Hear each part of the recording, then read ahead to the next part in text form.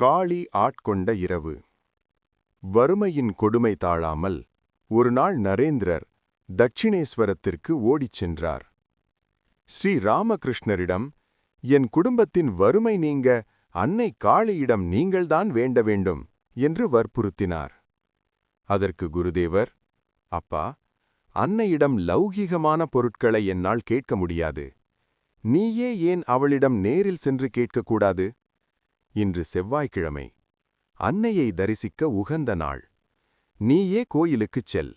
நீ எதை கேட்டாலும் அவள் தருவாள் என்று கூறினார். அன்று இரவு 9 மணி அளவில் ஸ்ரீ ராமகிருஷ்ணர் நரேந்திரரை கோயிலுக்குப் போகச் சொன்னார். கோயிலுக்குச் செல்லும்போதே நரேந்திரருக்கு ஒருவித தெய்வீக போதை ஏற்பட்டது. உண்மையிலேயே அன்னை பராசக்தியை பார்க்கப் போகிறோம், அவளிடம் பேசப் போகிறோம் என்ற அசைக்க முடியாத நம்பிக்கை அவர் மனதில் எழுந்தது. கோயிலுக்குள் நுழைந்த நரேந்திரருக்கு அன்னை காளி வெறும் சிலையாகத் தெரியவில்லை.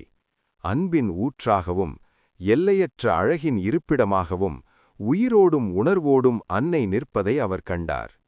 அந்த பரவச நிலையில் வறுமை பற்றிய நினைவே அவருக்கு வரவில்லை.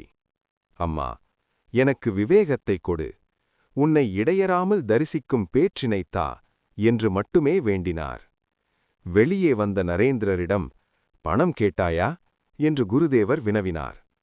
அப்போதுதான் தான் வந்த காரியத்தையே நரேந்திரர் மறந்தது தெரிந்தது. ஸ்ரீராமகிருஷ்ணர் அவரை மீண்டும் மீண்டும் 3 முறை கோயிலுக்கு அனுப்பினார்.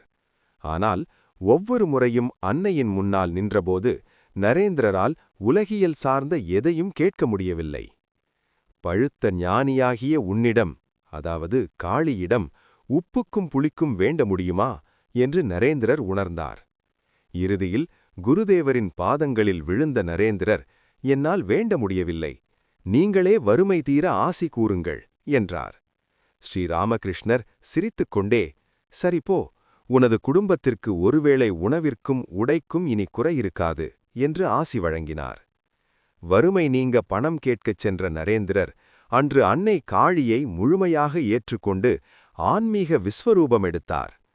அந்த இரவுதான் நரேந்திரரை ஒரு முழுமையான ஆன்மீகத் துறவியாக மாற்றியது. அதன் பிறகு தொடர்ந்து காளிக்காட்சி அவருக்கு கிடைத்தாலும் அதை யாரிடம் சொல்லவில்லை.